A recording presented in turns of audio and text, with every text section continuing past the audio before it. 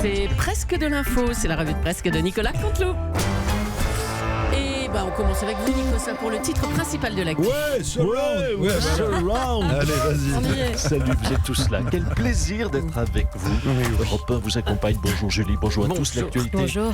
ce matin, Hello. elle est plus surround que jamais. C'est bien sûr la prime accordée aux policiers. Christophe Castaner est avec nous. Bonjour Monsieur Castaner. Oui, merci de m'avoir mis cette musique. Bonjour Madame Julie, bonjour à vous Monsieur Aliagas, mais également tous les gardiens de la paix de ce studio.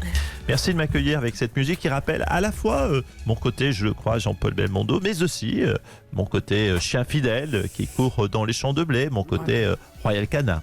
Écoutez, pour répondre à votre question, nous avons, oui, et je l'assume totalement, accordé dans le cadre d'une négociation très classique, vous savez, une revalorisation, une prime aux policiers, car nous les respectons. Et nous... Oh là, mais tu parles, Tiens, le voilà. tu parles, Charles, du respect, pardon. Mais vous nous jouez une partition, c'est du pipeau, c'est de la flûte. C'est parce que vous avez peur, vous avez eu la trouille avec 3 R, vous avez fait votre froc avec 16 R. Monsieur Paty, gardez votre calme, pas du tout. Nous sommes simplement conscients de la nécessité de revaloriser une profession qui souffre, qui est en souffrance, oui, disons. C'est la trouille. En 58, cher Nico Aliagas, en 58, ça me rappelle un film. Il y a eu le film, souvenez-vous, Le salaire de la peur. Eh bien, on est exactement ça dans cette forme de négociation. 53. Ah, c'est un 53, merci. Il rectifie lui-même. Nicolas se passe Jean-Michel son temps en Apathy se cinémathèque. corrige. Oui, d'ailleurs, oui, 53. Et puis il y a un autre film, cher Jean-Michel Apathy, Ouais. qui correspond à la situation. C'est La soupe aux choux. Bah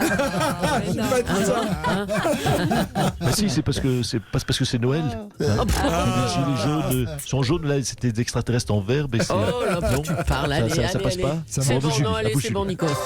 Ça ira pour aujourd'hui. Merci. Ségolène Royal a déclaré qu'elle serait prête à être numéro 2 sur une liste aux européennes conduite par l'écologiste Yannick Jadot. Bonjour Ségolène Royal. Oui, moi c'est pour le film Pretty Woman.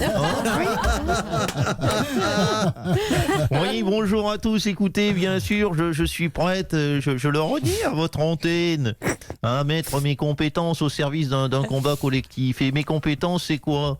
À l'évidence, c'est d'être numéro 2. Un peu d'autodérision ne fait pas de mal. À la présidentielle de 2007, ben oui, monsieur Paty, je l'ai terminé, souvenez-vous, numéro 2 derrière...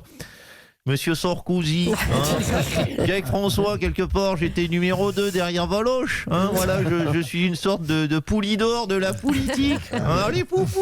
Pouli. Oui, pouli. Et donc pourquoi vous avez tendu la main à Yannick Jadot ? Parce qu'il est transparent. Et c'est plutôt malin. Si je suis derrière quelqu'un de transparent, qui qu'on voit, ben c'est Bibi. C'est pouli. Malin. Alors en définitive, il a refusé fermement. Voilà, vous oubliez de le dire ça. Pourquoi vous n'y êtes pas allé, vous ? Ça ne vous intéresse pas, les européennes, eurodéputés ? Bon, mais si, écoutez, eurodéputé, c'est un métier passionnant. Eurodéputé, si, c'est excitant comme dessinateur de poquets de lessive, ou commercial en boulon de 12. Mais je préfère laisser cet honneur à des gens qui le méritent. Je ne sais pas, je vais proposer à Benoît Hamon, il a le profil. Mais pourquoi vous vous lancez dans cette campagne alors si vous ne voulez pas être élu, on ne comprend pas. Vous ne comprenez pas vite. Non. Oui.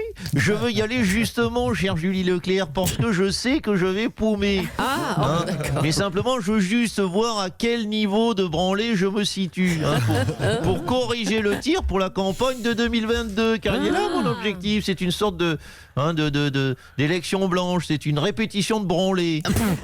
C'est très clair comme ça. Merci Ségolène Royal, bonne chance quand même. Je vous en prie. Hier, Emmanuel Macron était dans l'Aisne. Il visitait un centre accueillant des enfants victimes de maltraitance. Et un des enfants lui a demandé si l'essence allait baisser. Le président l'a rassuré et nos équipes étaient sur place. Écoutez. Oui, tout à fait. Oui, regardez comme c'est touchant. Les pauvres lapins, rendez-vous compte, ils sont maltraités.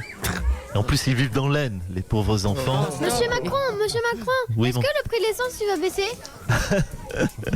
Si l'essence va baisser, mon chéri, disons. Quel type de question ? Oui, écoute-le. Ben, je vais te répondre. Le Premier ministre a dit qu'il allait effectivement enlever cette taxe, mon chéri. Mais c'est pas un peu de l'enfumage?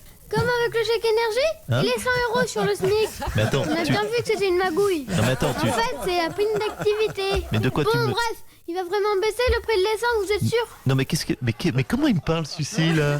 Mais qu'est-ce qu'ils ont, les gamins, en ce moment? Mais qu'est-ce que ça peut lui faire? Le prix de l'essence? Mais t'as même pas de voiture, qu'est-ce que ça peut te faire?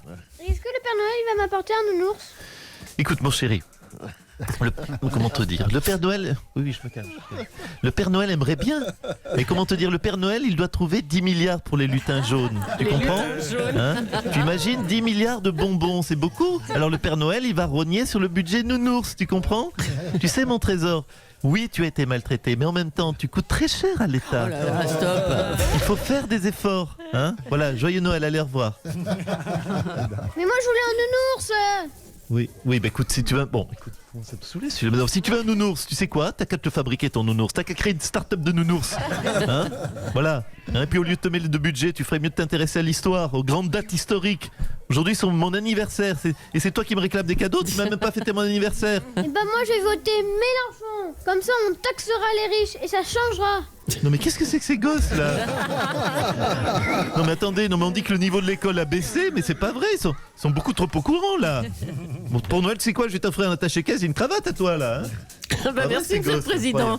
Ces gosses, mais par qui ils sont élevés? Par les cantelous, je crois. Hein. C'est des mini cantelous, des vrais mini cantelous là qui participent. Il les fait travailler tout de suite. On vous demande de toi participer à l'effort de la nation. On en parlait tout à l'heure, les règles du rugby vont-elles changer à la suite du décès d'un jeune joueur? Le plaquage va-t-il être interdit? Bonjour Bernard Laporte. Oui, bonjour Madame Julie, bonjour à tout le pack avec bien sûr Winnie Bouchard, Apathy, les Cabros, les Aliagas Acosta, et toujours silencieux derrière, Abiker et Saïsus. Merci. Bonjour à tout le pack. Écoutez, franchement, changer les règles de rugby, c'est peut-être, je pose la question, dénaturer le sport. Je veux dire, si on n'a plus le droit de tuer son adversaire à main nue, autant faire du tricot. Déjà qu'on a interdit les armes blanches, monsieur Apathy le sait, du sud-ouest, on a interdit les armes blanches dans les médés, ça va devenir un sport de grammaire. La suite, c'est quoi? On n'aura plus le droit de mordre à la jugulaire, c'est ça? Donc je dis attention, il y a de la dérive dans l'air. Allez, merci Bernard Laporte, on verra ce que ça donne plus tard. La députée France Insoumise, Danielle Obono, a utilisé le mot bolos dans un discours à l'Assemblée. On a découvert que c'était suite à un défi que lui avait lancé l'animateur Coé. Ouais, salut ma Juju, salut. Bonjour Patrick Sébastien. Oh, la mère Bono, elle m'a trouvé le cul. Elle fait des défis drôles avec Coé à l'Assemblée nationale. Elle est des glingos. Moi, je l'adore. Ça m'a donné plein d'idées. J'ai envoyé des défis aux députés. Alors, il y a Jean-Luc Mélenchon. Je lui ai demandé de foutre des nouilles dans le slip d'Édouard Philippe. Oh là là. En chantant, vous avez pas vu Mirza déguisé en Bourville. Et là, je défie, tu sais quoi, je défie Jean Lassalle de se déguiser en Coluche et de faire le schmilblick pendant les questions au gouvernement en mangeant une pastèque. J'espère qu'ils vont jouer le jeu. C'est la fête, c'est que de l'amour. Ouais. Avec nous, Nikos. Salut Patrick. C'est le même ouais que Nico, ça. Ouais. Presque.